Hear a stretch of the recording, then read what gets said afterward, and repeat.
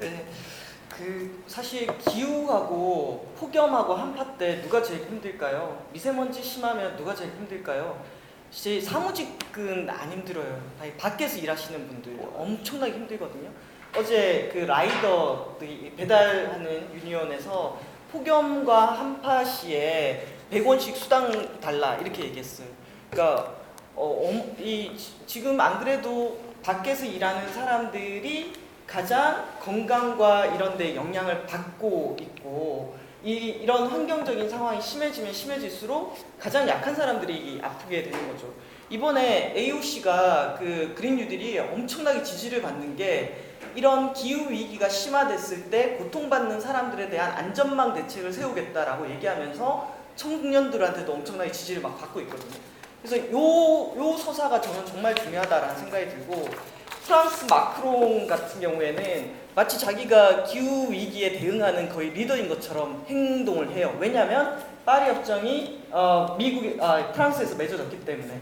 그래서 G20이나 이런 데 할 때도 되게 크게 얘기를 하지만 사실은 노란 조끼 운동을 촉발한 그거는 이제 기본적인 안전망 같은 것들이 안 만들어진 상황에서 부유세는 낮추면서 유류세는 인상해서 그 타격이 바로 배달하거나 화물 쪽으로 가도록 설계를 했기 때문이거든요. 그래서 우리도 그린 뉴딜을 설계를 하면서 이 정책을 통해서 불평등이나 이런 것들에 이제 노출되어 있는 사람들을 어떻게 좀 완화해 줄 것인가에 대한 진짜 그 서사와 내러티브가 들어가야 되는 거죠. 그랬을 때 제가 얘기를 하고 싶은 거는, 다들 건물에 살고 있잖아요. 이런 건물들.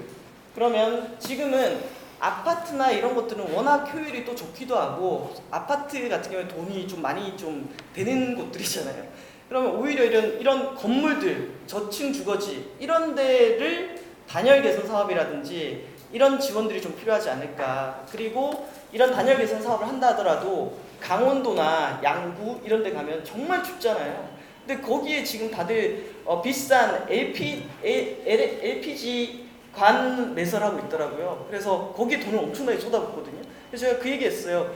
오히려 그러면 양구에는 그걸로 난방 에너지를 쓸 생각을 하지 말고 집수리 단열 사업을 해줘서 아예 비용 자체를 줄이도록 설계를 하면 안 되겠냐. 이런 상황들. 그러니까 예산이 있어요. 이 예산을 가지고 이 예산이 쏟아졌을 때 어떤 방식이 좋겠냐. 예전처럼 연탄을 나를 거냐, 아니면 집을 고쳐주는 방식으로 갈 거냐라는 그런 것들을 좀 같이 좀 고민했으면 좋겠다라는 말씀을 드리고 싶고요.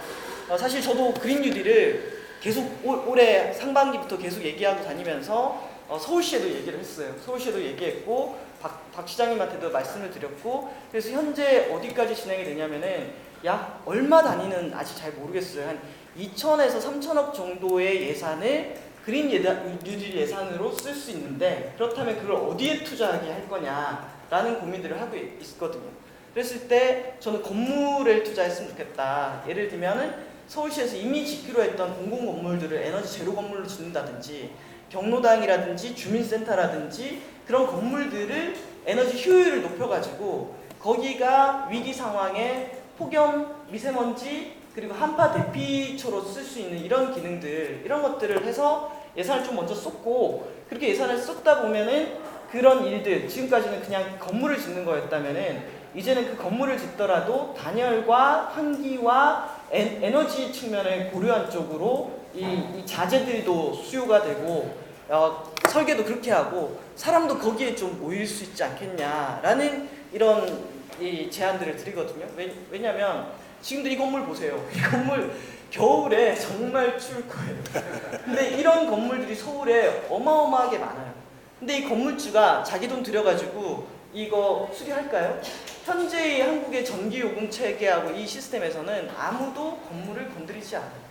그러면 어떻게 처음에 마중문을 쓰고 설계를 하면은 이게 반영이 돼서 요런 건물들도 고쳐질 수 있을까? 물론 이건 서울시만 하나로 되는 게 아니에요. 아까 정부의 요금 정책이라든지 아예 규제 정책이 플러스가 되면서 이게 같이 연결이 돼야겠죠. 뉴욕은 아예 규제 정책을 했어요. 아까 제가 보여드렸던 뉴욕시의 그린 뉴딜은 어떻게 돼 있냐면은 2030년까지 뉴욕에 있는 어느 정도 규모 이상의 빌딩들은 무조건 지금 배출량보다 40%의 온실가스를 줄여라 라고 법으로 만들었어요. 그리고 그거 안 지키면은 매년 억 단위의 벌금을 때릴 거다라고 하고 뉴욕시장이 어디에 가서 기자회견을 하냐면은 트럼프 타워 앞에 가서 기자회견을 했어요. 뉴욕에 있는 트럼프 타워 8개 너네 경고하는데 2030년까지 40% 줄여라. 안 그러면 벌금 13억 매기겠다. 이렇게 한 거거든요. 그래서 뭔가 가격과 규제 정책과 마중물 정책이 들어가면서 그것이 또 사람들에게 회자돼서 아 이렇게 돈을 쓰는 건 의미 있다라는 지지 그리고 그게 실제로 요금을 줄인다든지 대피소로서 잘 역할을 했을 때 회자가 되면 지지를 받고 확산이 될 수 있겠죠. 그래서 이런 작업들이 저는 진행되었으면 좋겠고 그래서 저도 막 그린 뉴딜을 하다가 근데 이거 물어본 적이 없지 않냐 사람들에게. 그래서 저희가 8월 말에 뭘 하려고 하냐면은 시민들 한 100명을 모아놓고 자 여러분 돈이 한 3천억 정도가 있어요. 자, 이 돈을 가지고 그린 뉴딜을 한다면은 여러분은 이 돈을 어디에 쓰고 싶으세요? 라고 묻고 답하는 자리를 8월 28일 날 저희 만들어 보려고 해요. 그랬을 때 저는 이건 건물이야 라고 며칠이요? 저는 며칠? 예, 8월 28일 8월 28일이랍니다. 저는 이걸 건물이라고 찍었지만 어떤 분들은 나무를 심어달라고 얘기할 수도 있거든요. 어떤 분들은 공공건물이 아니라 임대 아파트를 고치는데 돈을 쓰자라고 할 수 있기 때문에 그래서 자꾸 말하고 물어보고 어디에 돈을 쓸까요? 라고 얘기를 같이 해봐야 된다라고 생각을 해요. 예. 그래서 그 자리에 그래서 이 논의를 계속 저는 이어가고 싶어요. 예. 예. 그 말씀을 들으니까 이런 지혜를 얻을 수 있을 것 같아요. 이 빅 내러티브 구성한다고 해서 또 뭐 철학자들, 목사님들, 학자들 모여서 뭐 할 생각하지 말고 구체적으로 더 많이 피해보고 더 많이 고통을 받을 사람들의 생활을 구체적으로 바꿀 수 있는 정책들을 하나하나 해나가면서 사람들이 아 이게 우리 삶의 문제구나라고 이렇게 바뀌어질 수 있는 그런 형태로 있는 재정을 쓰면서 그걸로 이제 눈덩이 굴리듯이 점점 커나가게 하면은 그 아래 그 힘들게 사는 사람들의 삶의 밀착형 내러티브가 서서히 아래로 또 구축되지 않겠느냐 이런 그 지혜였던 것 같습니다. 예. 8월 29일 2시. 29일 2시 장소는 어디예요? 장소를 지금 예. 100명 단위가 들어갈 수 있는 장소를 지금 섭외를 하고 있는 중이에요. 예. 어디다 공고하실 거예요? 여기 바로 알려드리고. 알겠습니다. 예. 그럼 저희도 예. 공고하겠습니다. 저희도 같이 가겠습니다. 오셔가지고 테이블 예. 하나 만들어 주셔도. 예. 저희도 성산동 주민입니다. 예. 네. 예. 예. 그래서 이 좋은 말씀을 잘 들어봤습니다. 그 다음에는 조영철 선생님 말씀을 좀 들어보겠습니다. 아니 저는 지금 홍 소장님께서 굉장히 중요한 문제를 제기를 하셨는데 그게 뭐냐면은 그러니까 정치적 그 공헌을 어떻게 해낼 것이냐라고 하는 게 굉장히 중요한 겁니다. 그러니까 제가 말씀드렸잖아요. 문재인 대선 캠프에서 논의를 안 했던 게 아니라 자원순환 경제에 대해서 상당히 깊이 있게 논의를 했었고요. 그래서 이거는 산업정책이나 환경정책에 이렇게 각각으로 가면 안 되고 자원순환 경제라고 하는 전체적인 큰 그림 속에서 치고 나가야 된다 이런 그 논의까지 했는데 결국은 안 믿었던 겁니다. 소득주 성장, 뭐 불평등 뭐 문제, 저출산 고용 이런 것으로 개선을 치고 나간 거죠. 왜냐하면 정치적으로 그게 처음부터 도움이 된다고 판단을 했기 때문에 즉 이 자원순환 경제는 녹색 뉴딜로 치고 나가가지고 별로 크게 돈이 안 될 것 같다는 생각을 하고 했던 것입니다. 난 지금 상황도 하나도 바뀐 게 없다고 생각합니다. 그래서 이것을 하려면 정치적 동원력을 확보를 해야 된다고 생각을 하고요. 지금 홍 소장님께서 얘기하셨던 것 중에 지금 하루 벌어서 하루 먹는 사람들이 이거 생각 안 한다라고 얘기하지 않습니까? 당연한 거죠. 왜냐하면 하루 벌어 하루 먹는 이 문제로 지금 고민을 하는 사람이 20년 뒤에 어떻게 될 건가? 이걸 고민하라고 요구를 하는 것은 어떻게 보면 폭력이에요. 왜 고민 안 해요? 이게 되겠습니까? 안 되는 거죠. 그래서 결국은 지금 이 문제에 대해서 상당히 심각한 논의와 그리고 그 사회 어젠다가 되고 있는 나라를 한번 보세요. 독일, 스웨덴, 핀란드 다 이런 나라들 아닙니까? 그리고 적어도 그 사회의 다수의 시민들이 하루 벌어서 하루 먹는 그 문제를 갖고 고민하는 것에는 넘어섰으니까 10년 뒤의 문제 이런 것들에 대해서 정말 심각하게 이제 그 사회의 어젠다로 등장할 수 있는 것이기 때문에 저는 이게 참 한국 사회 간단한 문제가 아니다. 그래서 한국 사회에서 이 사회복지라든가 이런 문제하고 이게 다 연결돼 있다라고 생각을 합니다. 그래서 사실은 사회안전망이라든가 이런 것들이 또그 배에서 그냥 방기되고 대다수의 서민들의 그 고민이 그런 문제에 아직도 파묻혀 있는 상황 속에서 사실은 녹색 뉴딜이라고 하는 것도 아무리 한다고 해서 되는 게 아니다. 저는 좀 이런 것들 좀 이게 다 진보 의제가 다 연결되어 있는 그런 의제다라는 말씀을 말씀드리고 싶습니다. 예. 또 중요한 암시를 또 하나 주신 것 같은데 우리가 지금 사회복지나 사회정책 전통적으로 해오던 그 분야를 이게 환경이나 생태 이 문제하고 우리가 분리해서 생각하는 경우가 많잖아요.